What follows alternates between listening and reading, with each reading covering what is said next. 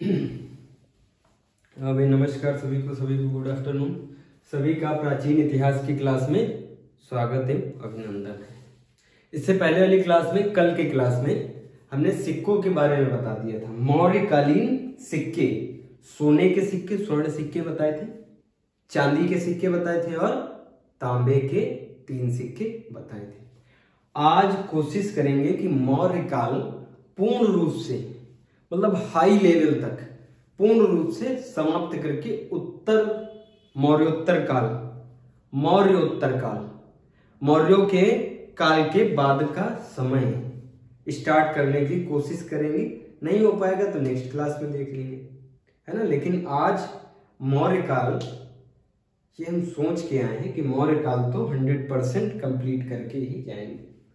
अच्छा, कल सिक्के बता दिए थे, मौर्यकालीन सिक्के। आज हेडिंग डालो मौर्यकालीन समाज। मौर्यकालीन समाज सबसे इंपॉर्टेंट है। मौर्यकालीन समाज, पता है क्यों?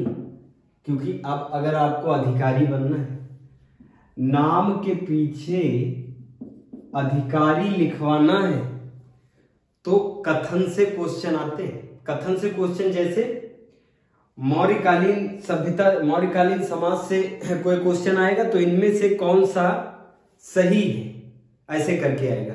मौर्यकाल में वर्ण व्यवस्था कठोर थी, पहला हो गया ऑप्शन। दूसरा होगा मौर्यकाल में वर्ण व्यवस्था कठोर नहीं थी। पहला सही, दूसरा सही, दोनों गलत, ऐसे करके क्वेश्चन आते हैं। वही बनाएगा तुमको अधिकारी। अधिकारी की अगर सोच रखते हो, सोच से ही अधिकारी बनता है। अधिकारी किसको बनाया जाता है? जिसकी सोच अच्छी होती है, जिसकी पकड़ होती है सोच में, उसी को तो अधिकारी बनाया जाता है। कभी अधिकारी से मिलो, देखो उसकी सोच कैसी होती है। वर्ण व्यवस्था, जब भी किसी भी समाज को पढ़ेंगे, मौर्यकालीन हो या फिर हड़प्पा सभ्यता हो या फिर वैदिक सभ्यता हो, जब भी समाज पढ़ेंगे, जब भी किसी सभ्यता का समाज पढ़ेंगे, तो सबसे इंपॉर्टेंट बात क्या होती है? वर्ण व्यवस्था। सबसे इंपॉर्टेंट वर्ण व्यवस्था। दूसरा, स्त्रियों की स्थिति कैसी थी उस समय में। पहला देखते हैं क्या? वर्ण व्यवस्था। मौर्यकालीन समाज में पहला वर्ण व्यवस्था। वर्ण व्यवस्था याद आ रहा है? वर्ण व्यवस्था ऋग्वेदिक काल, 10वें मंडल में वर्ण व्यवस्था, लेकिन कर्म आधारित थी। यहां पे तो काल कितना समय आगे आ चुका है, यहां पे तो बहुत समय आगे आ चुका है। उत्तर वैदिक काल में ही कठोरता आने लगी थी धीरे धीरे। कैसे? ऋग्वेदिक काल में जो लूट का माल होता था, वो जब बंटवारा होता था, लूट का माल जब बंटवारा होता था, ऋग्वेदिक काल में जब बंटवारा होता था, तब ब्राह्मण को और क्षत्रिय को ज्यादा मिलता था लूट का माल। मान लो 10 गाय मिली युद्ध में, अब उसमें 10 में से 4 गाय ब्राह्मण की, 4 गाय क्षत्रिय की, और जो बचे उनको 1-1 गाय मिली। इसीलिए सबकी होड़ किस तरफ लग गई? ब्राह्मण और क्षत्रिय बनने में। फिर ब्राह्मण ने कहा ब्राह्मण का बेटा ही ब्राह्मण बनेगा, क्षत्रिय का बेटा ही क्षत्रिय बनेगा। उत्तर वैदिक समाज पढ़ा चुके हैं। इस समय वर्ण व्यवस्था कठोर थी। इस समय मौर्य काल में वर्ण व्यवस्था कठोर तथा जटिल थी। कठोर तथा जटिल थी। लिख रहे हैं, देखो साफ साफ, बड़ा बड़ा लिखा करें, पता नहीं दिखता है नहीं दिखता। मौर्य काल में वर्ण व्यवस्था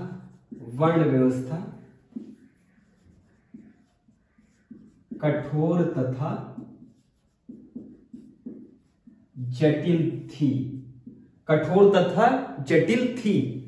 वर्ण व्यवस्था में कौन कौन आता है? वर्ण व्यवस्था में 4 वर्ण आते हैं, ब्राह्मण, क्षत्रिय, वैश्य, शूद्र। कठोर थी। कठोर मतलब जो ब्राह्मण होगा वो ब्राह्मण ही रहेगा, जो क्षत्रिय होगा वो क्षत्रिय रहेगा, वैश्य रहेगा, शूद्र रहेगा। कोई अपने वर्ण से बाहर नहीं जाएगा, इसीलिए तो इसको क्या कह दिया, ये व्यवस्था कठोर एवं जटिल थी। सिंपल सी बात, यहां तक आया समझ में। अपने वर्ण से अलग, अपने वर्ण से अलग विवाह करने की अनुमति नहीं है। अपने वर्ण से, जबकि हमने ऋग्वेदिक काल में क्या देखा था, अनुलोम और प्रतिलोम विवाह, अनुलोम और प्रतिलोम विवाह होते थे, लेकिन यहां पे नहीं, यहां पे नहीं। क्यों? क्योंकि वर्ण व्यवस्था कठोर एवं जटिल है। क्या कहा यहां पे? अपने वर्ण से अलग, लिख देते हैं, अपने वर्ण से अलग, अपने वर्ण से अलग विवाह करने की अनुमति नहीं थी। मतलब जो ब्राह्मण है वो ब्राह्मण की ही लड़की से शादी करेगा, जो क्षत्रिय है वो क्षत्रिय वर्ण में शादी करेगा, जो वैश्य है वो वैश्य वर्ण में शादी करेगा, जो शूद्र है वो शूद्र वर्ण में शादी करेगा। यही तो कह रहे हैं यहाँ पे। मतलब अनुलोम प्रतिलोम विवाह की अनुमति नहीं थी, अनुलोम प्रतिलोम विवाह की अनुमति नहीं थी। अपने वर्ण से अलग, अपने वर्ण से अलग, वर्ण से तो आप अवगत हैं, वर्ण से तो आप अवगत हैं। वर्ण मतलब हमारे वहां तो 4 वर्ण हैं। पहले में ब्राह्मण बैठा है, दूसरे में क्षत्रिय, तीसरे में वैश्य, चौथे में शूद्र। मतलब ब्राह्मण ब्राह्मण के वहां ही शादी करेगा, क्षत्रिय क्षत्रिय से शादी करेगा, वैश्य वैश्य से शादी करेगा, शूद्र शूद्र से शादी करेगा। क्रॉस नहीं हो सकता, अंतर जातीय विवाह नहीं हो सकता, अंतर जातीय विवाह नहीं हो सकता। अंतर जातीय विवाह मतलब हम ब्राह्मण हैं, करण मिश्रा नाम है, हम ब्राह्मण हैं और किसी शूद्र से शादी नहीं कर सकते। कब? जब वर्ण व्यवस्था कठोर व जटिल हो। यहाँ पे कैसी? कठोर तथा जटिल है, कठोर तथा जटिल है। इसीलिए वर्ण व्यवस्था कठोर जटिल के कारण अनुलोम प्रतिलोम विवाह नहीं होते थे। अपने वर्ण से अलग विवाह की अनुमति नहीं थी, क्योंकि मतलब नहीं है, क्योंकि नहीं लिखना था, मतलब लिखना था, मतलब अनुलोम नहीं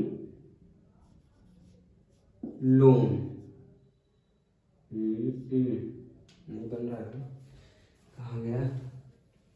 लिख देते हैं, ब्लैक से लिख देते हैं। अब आप बताना अनुलोम विवाह क्या होता है, प्रतिलोम विवाह क्या होता है। अनुलोम विवाह की अनुमति नहीं और प्रतिलोम विवाह की भी अनुमति नहीं। अनुलोम विवाह क्या होता है, प्रतिलोम विवाह क्या होता है, इससे पहले हमने बताया ऋग्वैदिक काल में, उत्तर वैदिक काल में बताया अनुलोम विवाह प्रतिलोम विवाह। फिर से बता देते हैं, नहीं याद है, सुनो। अनुलोम विवाह, उच्च वर्ण का पुरुष निम्न वर्ण की महिला, उच्च वर्ण का पुरुष, जहां पे उच्च वर्ण का पुरुष निम्न वर्ण की महिला से शादी अथवा विवाह करे, उसे क्या कहते हैं, अनुलोम विवाह, अनुलोम विवाह। इसी का उल्टा उच्च वर्ण की महिला, उच्च वर्ण की महिला जब निम्न वर्ण के, जब निम्न वर्ण के पुरुष के साथ विवाह करती है उसे क्या कहते हैं? प्रतिलोम विवाह कहते हैं। यहां पे ना अनुलोम विवाह हो रहा ना प्रतिलोम विवाह हो रहा। क्यों? दिख रहा है भाई? हाँ, अनुलोम विवाह उच्च वर्ण का पुरुष निम्न वर्ण की महिला से विवाह करे उसे अनुलोम विवाह कहते हैं।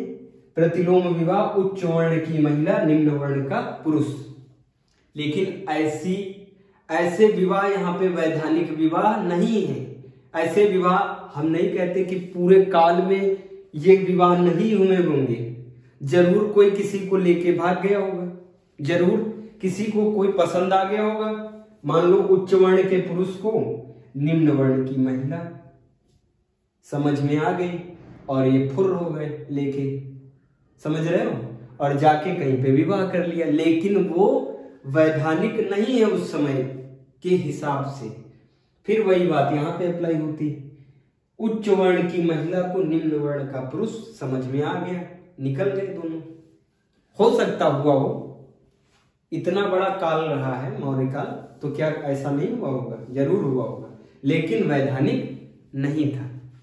किसी व्यक्ति को अपना पेशा मतलब अपना वर्ण बदलने का अधिकार नहीं था। देखना,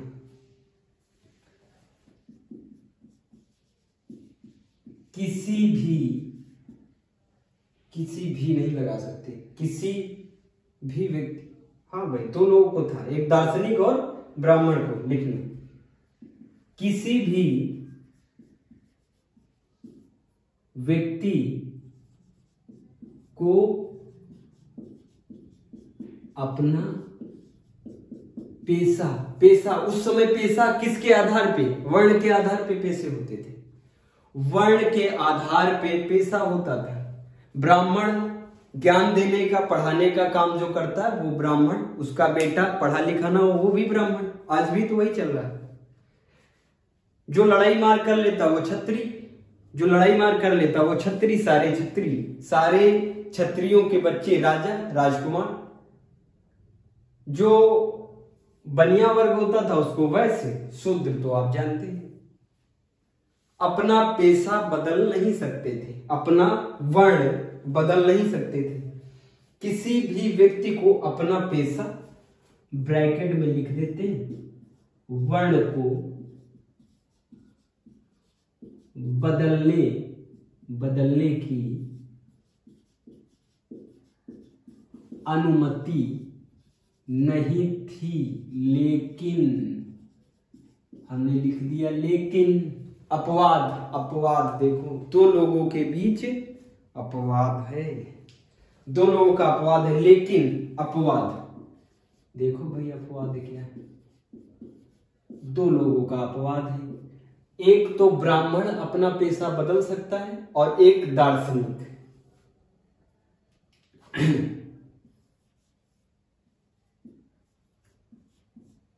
ब्राह्मण और दार्शनिक अपना पेशा बदल सकते थे। आया ना समझ में? यहां तक आया ना समझ में? फटाफट नोट डाउन करो। हाँ भाई, फटाफट नोट डाउन करो। आज तो मौर्य काल समाप्त करना है, सोच के आए हैं। मौर्य काल को फिनिश करना है। कौन कौन बदल सकता था? दार्शनिक और ब्राह्मण बदल सकते थे।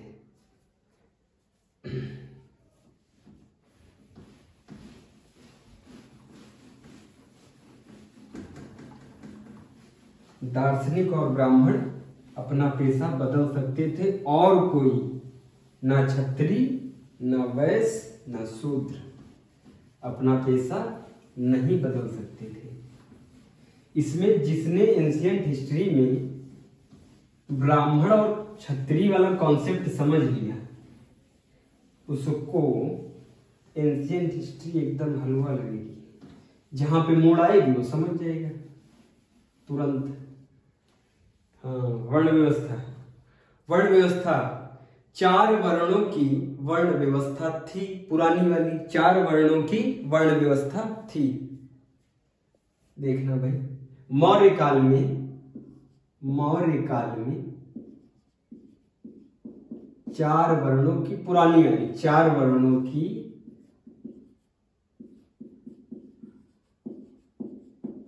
वर्ण व्यवस्था थी। कौन कौन सी पहले से पता है। 4 मतलब देखो, पहला सबसे ऊपर ब्राह्मण, दूसरे पे क्षत्रिय, तीसरे पे वैश्य, चौथे पे शूद्र। सॉरी, आया समझ में। लेकिन एक लोग हैं जिनका अलग ही मामला चल रहा है, जिनका मौर्य काल में लेखन से संबंधित अलग ही मामला चल रहा है। एक और है समकालीन लेखककार, चाणक्य के समकालीन लेखककार, जो यहां भारत के नहीं, जो विदेशी हैं, जिनका नाम क्या है, मेगस्थनीज। लेकिन मेगस्थनीज के अनुसार वर्ण व्यवस्था 7 वर्णों में विभाजित थी। देखो भाई, इनका अलग चल रहा है। देखो किसका अलग चल रहा है, मेगस्थनीज का। हाँ भाई, लेकिन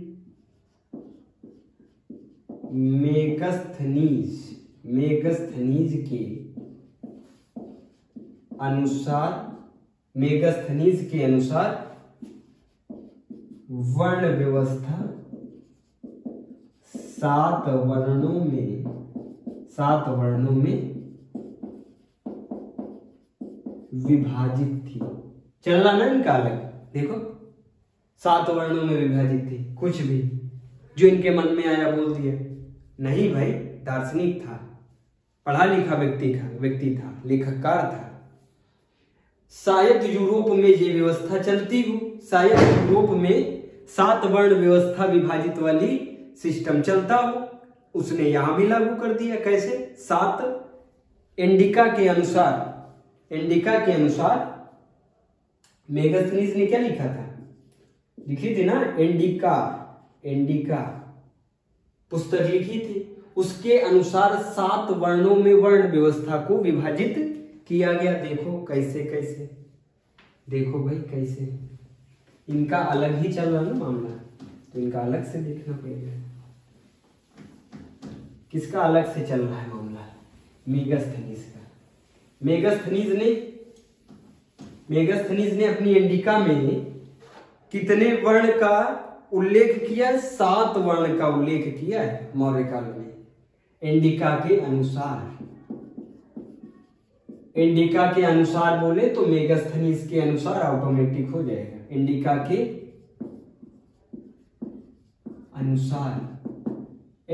अनुसार वर्ण व्यवस्था 7 वर्णों में विभाजित है। इंडिका के अनुसार वर्ण व्यवस्था 7 वर्णों में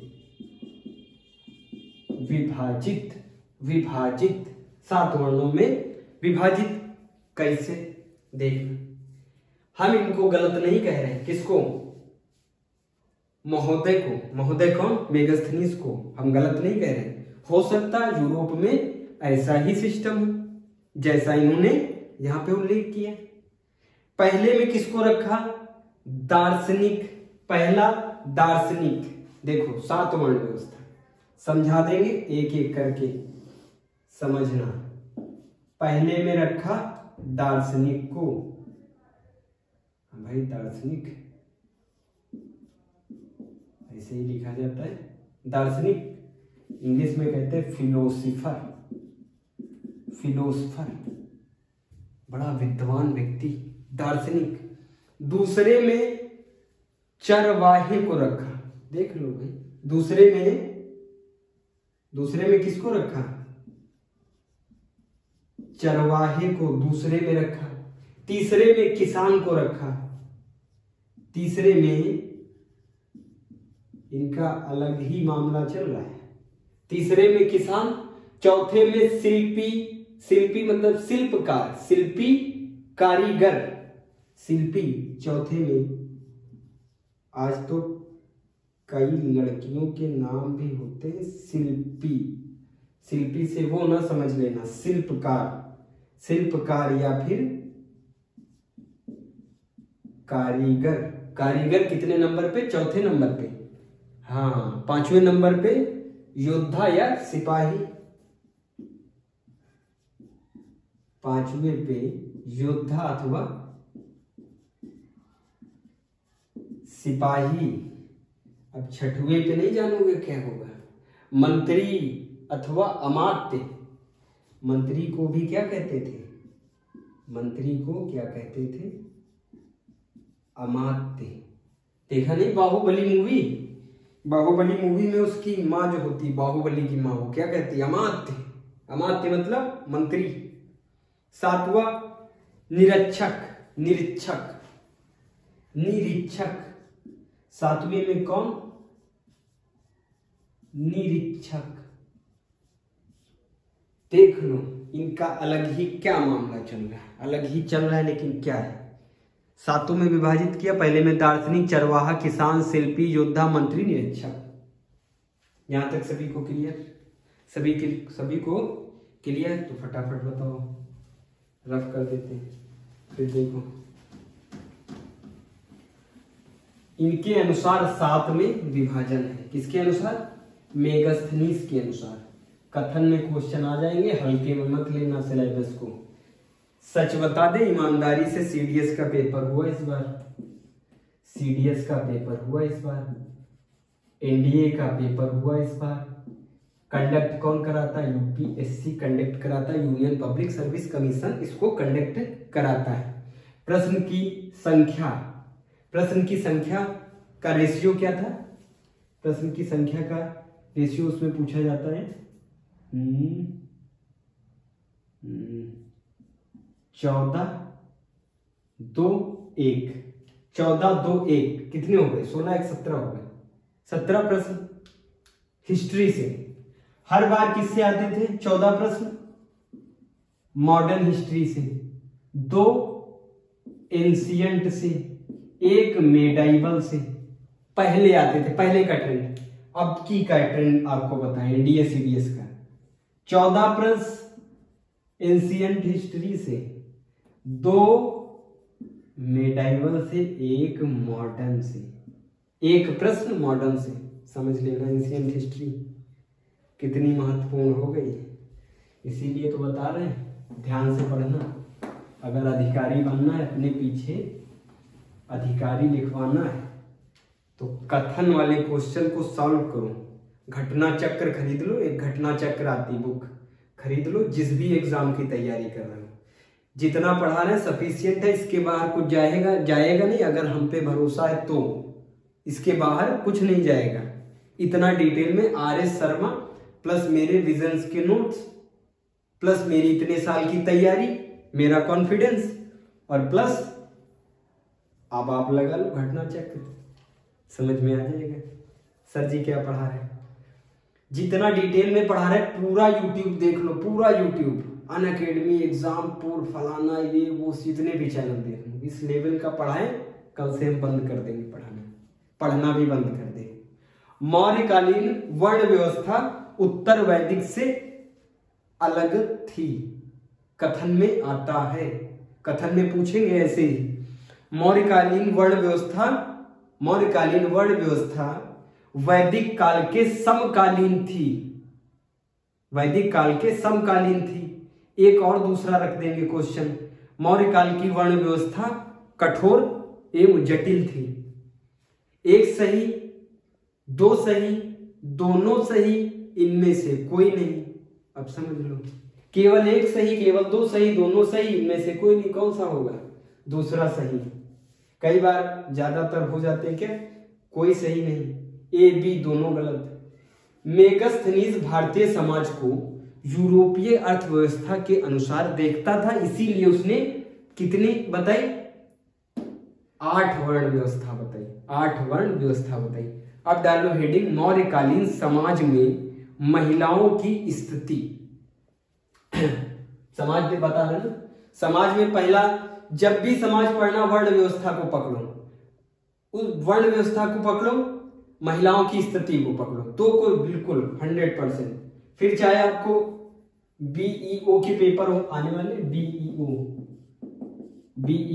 बेसिक शिक्षा अधिकारी से लेवल का होता है। अभी इसमें जितना पढ़ा रहे हैं ना, इतना एकदम सफिशियंट है, इसके बाहर जाने की जरूरत नहीं। जितने भी बीएड कर रखे, बीएड करके जो एग्जाम देखना चाहते हैं, देखो मौर्यकालीन समाज में महिलाओं की स्थिति, सेम इसका सिलेबस, इसका और आरओ का एकदम जो पढ़ा रहे डिक्टो एकदम सिलेबस से पढ़ा रहे, इसी का सिलेबस पढ़ा रहे एकदम सेम। मौर्यकालीन समाज में महिलाओं की स्थिति,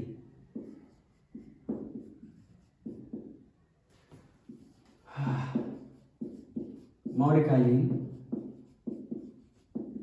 समाज में महिलाओं की स्थिति आ रहा ना समझ में, स्थिति, महिलाओं की स्थिति कैसी थी। हमने देखा ऋग्वेदिक काल में बड़ी अच्छी थी। बड़ी अच्छी कैसे थी? सभा समिति में भाग लेती थी, सभा समिति में भाग लेती थी, शिक्षा का अधिकार था, पढ़ती थी, 10वें मंडल की रचना भी की, विदुषी अपाला घोषा करके विदुषी थी जिन्होंने वेदों की रचना की। कितनी अच्छी थी भाई, उस समय कितनी अच्छी थी महिलाओं की स्थिति। अब देखो कितनी अच्छी है स्थिति। महिलाओं को विधवा पुनर्विवाह तथा नियोग प्रथा दोनों बताएंगे। नियोग प्रथा क्या होती है, विधवा पुनर्विवाह तो आप जानते होंगे, का अधिकार था। दोनों अच्छी बातें देखो, एक तो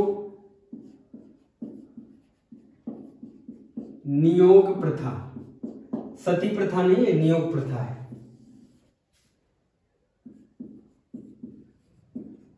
विधवा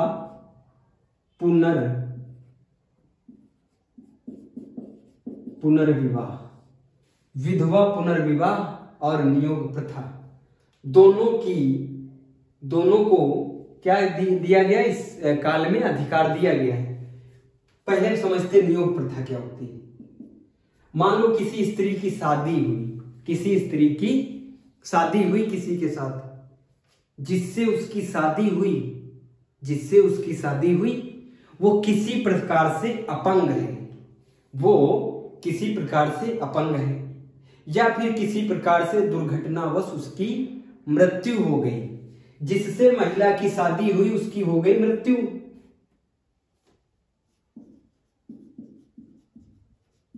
जिससे महिला का विवाह हुआ उसको क्या कहेंगे, पति की क्या हो गई मृत्यु, पति की मृत्यु हो गई, तो महिला की इच्छा के अनुसार वो देवर से संबंध रख सकती है। वंश आगे बढ़ाने के लिए अपनी इच्छा अनुसार, देखो अपनी जबरन नहीं, अपनी, आज तो साला जबरन होने लगा, अपनी इच्छा अनुसार महिला देवर से संबंध रख सकती है। समझ में आ रहा है?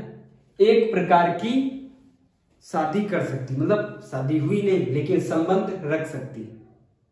ये कहीं ना कहीं अच्छी बात है, सोच के देखो अच्छी बात है कि भाई उसके पति की मृत्यु हो गई, उसके पति की मृत्यु हो गई, देवर की शादी नहीं हुई है, देवर की शादी नहीं हुई, महिला चाहती है कि देवर के साथ संबंध रख ले, महिला चाहती देवर के साथ संबंध रख ले ताकि क्या हो जाए, वंश आगे बढ़े, अच्छी बात है, ठीक है, रख सकती है। इसका अधिकार इस काल में काल में है, इस काल में है। दूसरा विधवा पुनर्विवाह। विधवा पुनर्विवाह तो सब जानते हैं आप। पति की मृत्यु के बाद, पति की मृत्यु के बाद दूसरे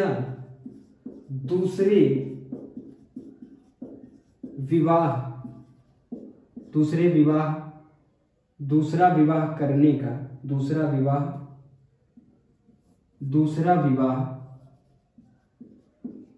करने का अधिकार होता था। इसको क्या कहते हैं? विधवा पुनर्विवाह। दोनों अधिकार है, पहला नियोग प्रथा, दूसरा विधवा पुनर्विवाह, दोनों अधिकार इस काल में महिलाओं को है। समझ में आया? फिर लिखो, ये दोनों बातें हो गई। फिर इस काल में महिला राजा की अंगरक्षक, ध्यान से समझना, इस काल में, मौर्य काल में महिला अंगरक्षिका, आज नहीं होते बॉडीगार्ड,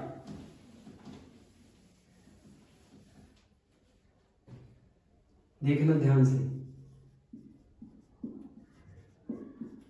इस काल में महिला राजा की अंगरक्षिका, अंगरक्षिका मतलब बॉडीगार्ड, बॉडीगार्ड भी अंगरक्षिका बनाई जाती थी। अंगरक्षिका बॉडीगार्ड बनाई जाती थी। फ्री में नहीं, इसके लिए उनको क्या मिलता था? पैसा। इसके लिए उनको पैसा मिलता था, किसको? महिलाओं को। तो बताओ फिर इस काल में आर्थिक रूप में महिला क्या होंगी? अच्छी होंगी या खराब? भाई बॉडीगार्ड बनने को मिल रहा है, कार्य करने को मिल रहा है, पैसे की कमी नहीं होगी, मतलब आर्थिक रूप से सक्षम होंगी। इस काल में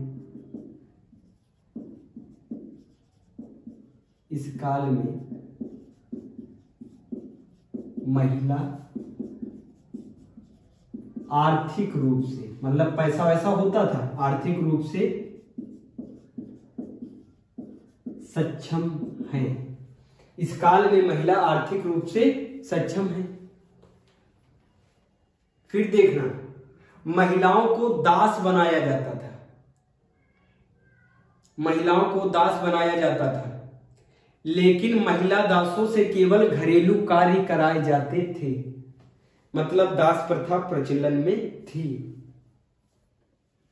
देखना,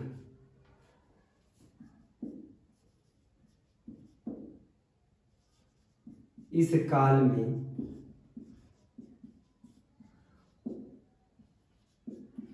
महिलाओं को दास बनाया जाता था, लेकिन वह केवल घरेलू कार्य करती थी, जैसे खाना बना देना, सब्जी काट देना, घर में कुछ थोड़ी बहुत हेल्प करा देना। मतलब मौर्य काल में दास प्रथा थी, मतलब मौर्य काल में देखो, मतलब मौर्य काल में दास प्रथा थी। स्टार लगा लो, महिलाओं को दास बनाया जा रहा है, स्टार लगा लो, महिलाओं को दास बनाया जाता, मतलब दास प्रथा थी। इस काल में दहेज प्रथा चरम पे थी। इस काल में देखा नहीं भाई, चंद्रगुप्त मौर्य कितना भाई पाए थे, सब कुछ हेलना से जब शादी किए थे, उत्तर पश्चिम का भाग पा गए, एक दार्शनिक पा गए। इस काल में स्टार लगाओ इन सब पर। इस काल में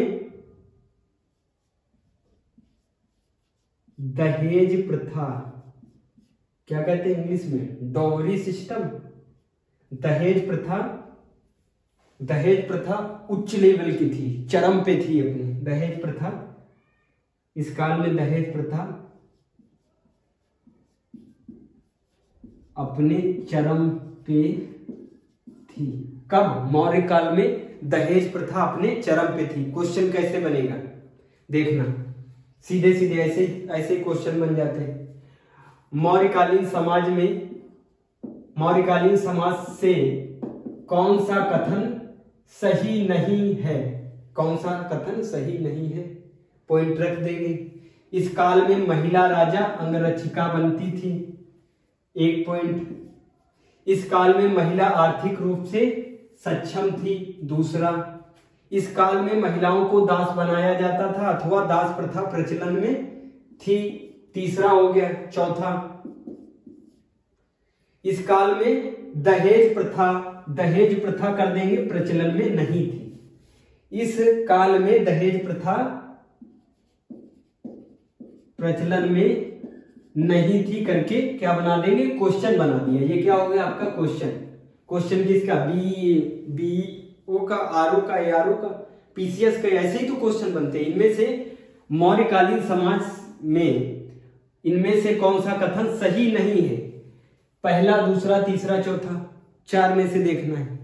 एक सही, ए बी सी डी सारे सही, कौन सा गलत है ये चुनना है। चौथा क्या है? गलत है। इस तरह क्वेश्चन बनते, बता दिए। दास प्रथा प्रचलन में थी, दास प्रथा प्रचलन में थी। यहां पे क्या पॉइंट डाल देगा? दास प्रथा प्रचलन में नहीं थी, बस यही पकड़ना है। अब देखो, दास प्रथा अपने चरम पर थी, ये देख लिया। अब देखो वैश्यावृत्ति थी या नहीं थी। वैश्यावृत्ति मतलब देह व्यापार, महिलाएं अपना देह व्यापार करती थी या नहीं करती थी? बिल्कुल करती थी। यहां पे तो एक देह व्यापार का संगठन देखा गया है। रूप जीवा ये वैश्यावृत्ति का एक समूह था। रूप जीवा ये वैश्यावृत्ति का एक समूह था, एक बड़े लेवल का कोठा था। वैश्यावृत्ति प्रचलन में थी, देह व्यापार। इस काल में देखो, इस काल में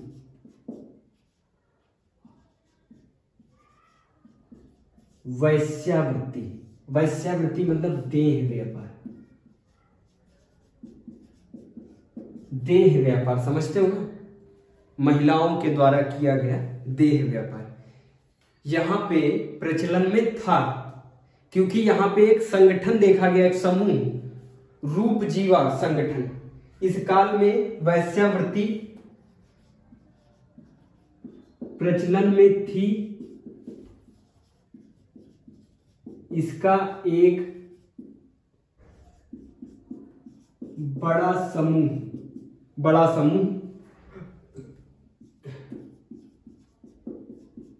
देखा गया, जिसे रूप जीवा कहते हैं। रूप जीवा एक संगठन था जिसके द्वारा देह व्यापार करवाया जाता था, एक बड़े लेवल का कोठा था। चाणक्य के अर्थशास्त्र के अनुसार महिला तथा पुरुष के विवाह की आयु निर्धारित की गई। यहां पे महिला तथा पुरुष के विवाह की आयु निर्धारित की गई इस काल में, किसके द्वारा? चाणक्य के द्वारा। महिला की 12 साल, पुरुष की 16 साल। महिला की 12 साल, पुरुष की 16 साल विवाह की आयु तय की गई।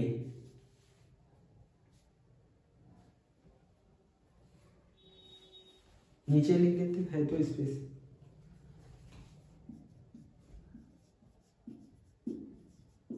अर्थशास्त्र के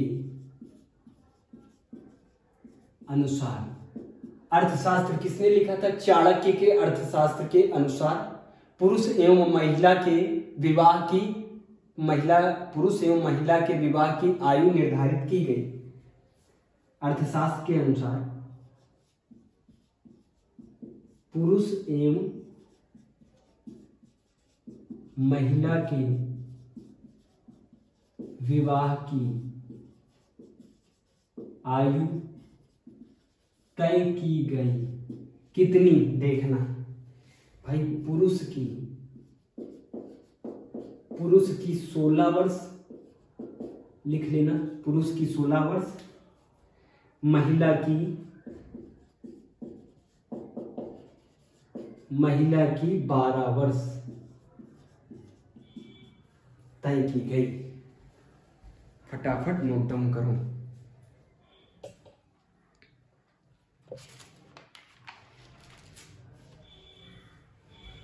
इन सब स्थितियों को देखकर हमें पूर्ण विश्वास हो गया और पूर्ण हमको अंदाजा हो गया कि महिलाओं की स्थिति खराब थी।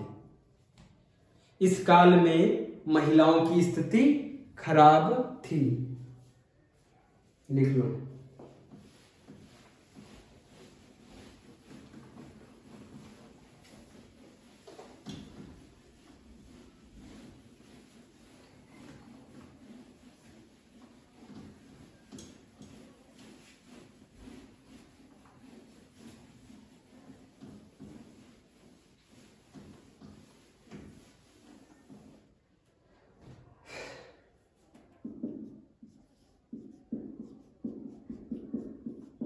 इन स्रोतों से यह पता चलता है, अभी जो लिखवाए हैं वो, उनसे ये पता चलता है कि महिलाओं की स्थिति खराब थी। पता चलता है कि मौर्य काल में महिलाओं की स्थिति खराब थी। मौर्य काल में दास व्यवस्था, हेडिंग डालो, मौर्य काल में दास व्यवस्था।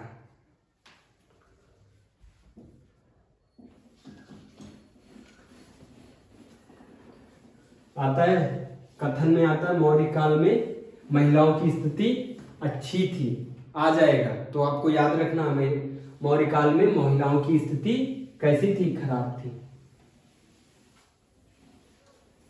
याद रखना है। अब देखो, मौर्य काल में दास व्यवस्था,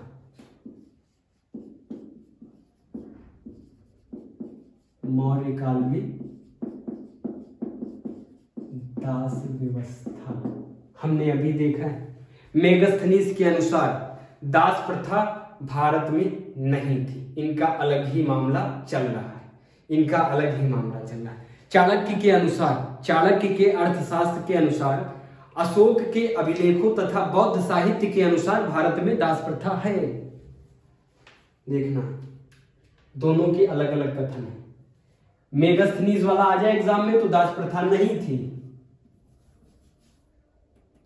मौर्य काल में दास व्यवस्था।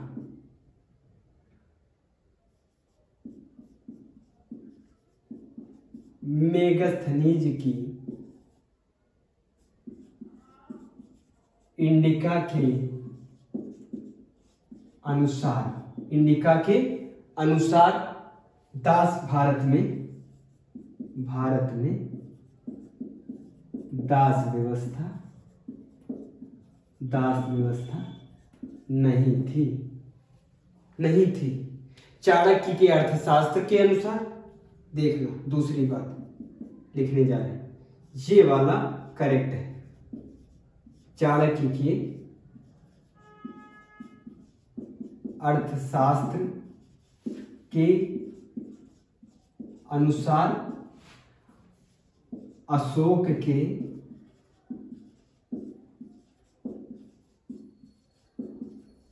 अभिलेखों के अनुसार, तीन लोगों के अनुसार, देखना, 3 लोगों के अनुसार। पहला चाणक्य के अर्थशास्त्र के अनुसार, दूसरा अशोक के अभिलेखों के अनुसार, तीसरा बौद्ध साहित्य के अनुसार, तीसरा बौद्ध साहित्य के अनुसार दास व्यवस्था थी। दास व्यवस्था भारत में थी, तो मतलब थी, करेक्ट। ठीक है। इस समय के प्रमुख शिक्षा के केंद्र, इस समय के प्रमुख शिक्षा के केंद्र,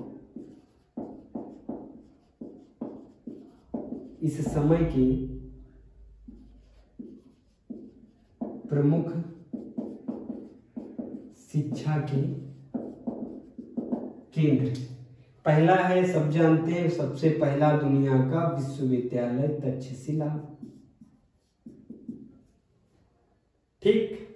दूसरा उज्जैनी, पहला तक्षशिला, दूसरा